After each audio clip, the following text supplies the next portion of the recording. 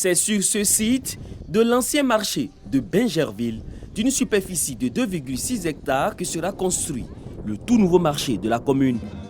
Un marché de type moderne qui prend en compte des aires de chargement et de déchargement avec plus de 1000 magasins et près de 900 étals pour les commerçants de la commune. Nous sommes ravis et heureux qu'au niveau de Bingerville, nous allons avoir désormais un marché moderne digne de Bingerville.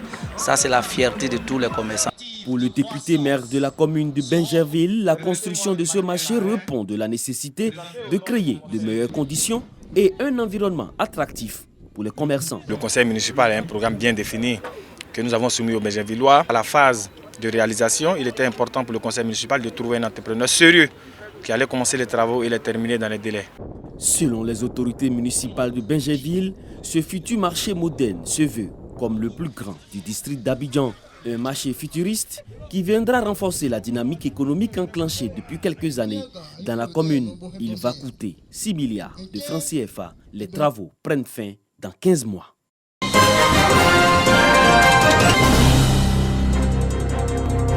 Huit Africains sur 10 ont recours à la médecine traditionnelle pour se soigner, selon l'Organisation mondiale de la santé. Malgré cet apport important au bien-être des populations, cette médecine a du mal à polisser son image du point de vue de la rigueur scientifique.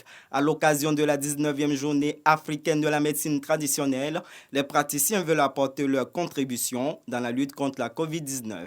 Il faut forcément tester les produits dans un laboratoire. Et l'université a les bons laboratoires. Il y a des laboratoires qui peuvent prendre 250 000, 150 000 pour un produit. On peut se compléter. Il y a des maladies qu'on n'arrive pas à soigner traditionnellement.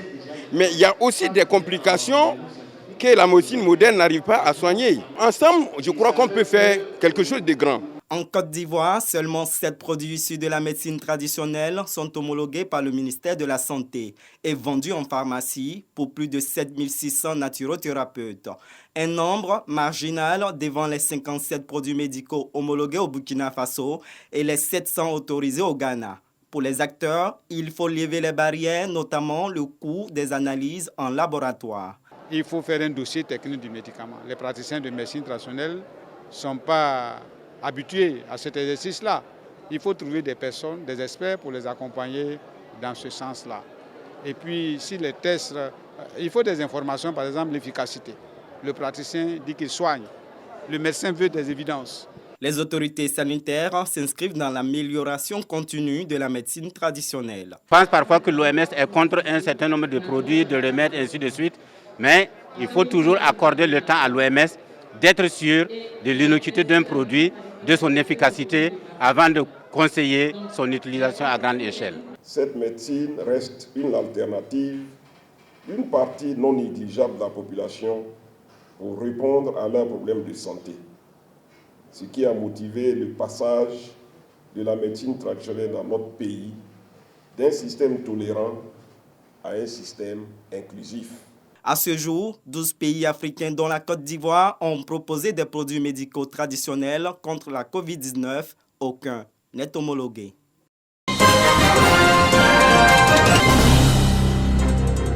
Selon un rapport de l'UNICEF, plus d'1 650 000 enfants âgés de 0 à 15 ans sont victimes du phénomène d'apatridie en Côte d'Ivoire.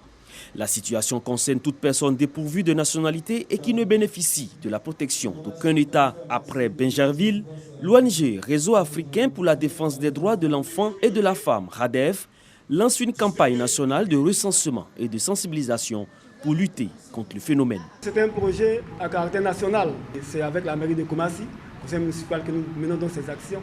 Et nous pensons pouvoir ressortir d'ici 3 mois plus de 3000 enfants ici à Koumassi et les remettre sur la liste, n'est-ce pas, du fichier de l'état civil de la commune de Koumassi et de permettre à ces enfants-là de pouvoir aller à l'école, avoir une chance de réussite sociale et d'être pourquoi demain le successeur du maire. Autorités traditionnelles, guides religieux et groupements d'associations ont tous compris l'importance de déclarer un enfant dès sa naissance et s'engagent à relayer l'information et sensibiliser leurs différentes communautés. Soyez assurés que nous allons donner l'information à toutes les confessions religieuses de la commune.